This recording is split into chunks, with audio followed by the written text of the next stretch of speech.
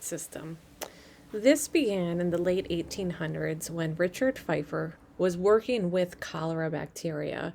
What he noticed in the lab setting was that if you used serum, the bacteria that were growing in vitro on the petri dishes suddenly started bursting. He observed this phenomenon, but it was his coworker, Jules Bordet, that continued his work in 1896, still using the same bacteria, Vibrio cholerae, which cause bacteria cholera. He noticed as well that they seemed to be lysed when in vitro with the addition of a particular serum. At this point in time, it was already being discovered that there were particular proteins that could be found within serum that acted as a way to destroy bacteria cells.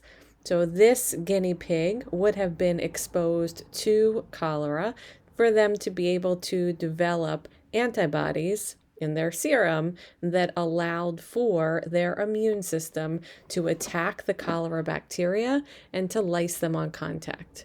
So Jules Bordet wanted to figure out why and how that actually operated.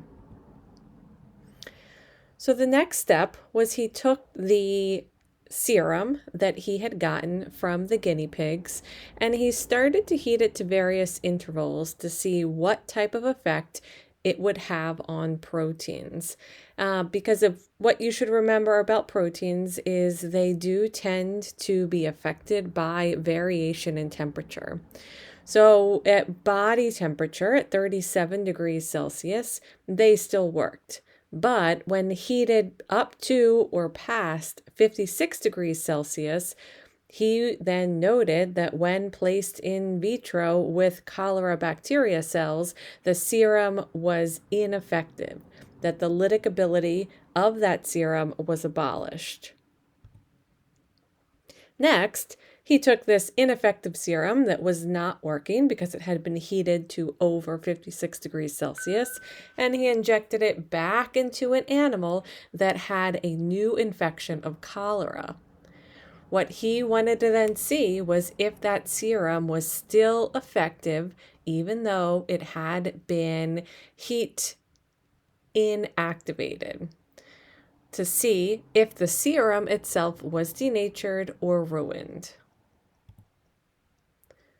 To his surprise, what he found was that the animal actually was able to recover from the cholera infection based on what was in the serum. So this, if you remember, is an example of passive immunity. Because the organism was given a dose of serum, besides other complement proteins, it also had antibodies. So again, an example of passive immunity. So then a question to come to his mind: why was the serum ineffective in vitro, so outside of the organism, but effective in the animal? What he was able to discover was that lytic ability of the serum could be reestablished in vitro if he added fresh serum to the previously heat-treated serum. So what is going on here? Why was that able to work? Well, he was able to then take this observed phenomenon of Pfeiffer's and provide this explanation. This does also play a role with other scientists researching the same phenomenon.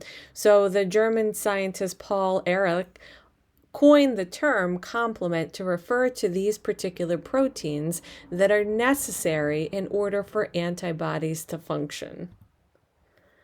So if I'm looking then at the complement pathway and what was happening, was that in order for the serum to be effective, the antibodies themselves were not denatured, but it was these complement proteins that were denatured in the heat-treated serum.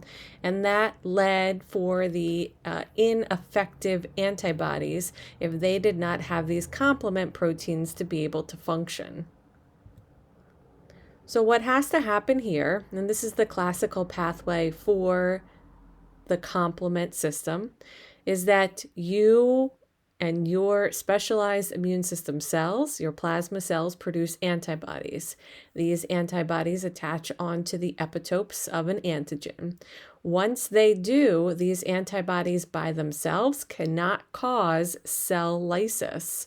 They have to work with these complement proteins, which was why if the solution of serum was heat treated past 56 degrees Celsius, it was not allowing for the antibodies to be able to trigger something like the degranulation of mast cells to trigger some type of allergic response, or for opsonization, allowing for this cell to essentially be candy coated so that it's more attracted to things like a macrophage, or for a cascade of reactions to lead to the cytolysis, or to these cells of bacteria to have holes put in them, which came from them being marked with antibodies, but also through the cascade reactions of the complement system.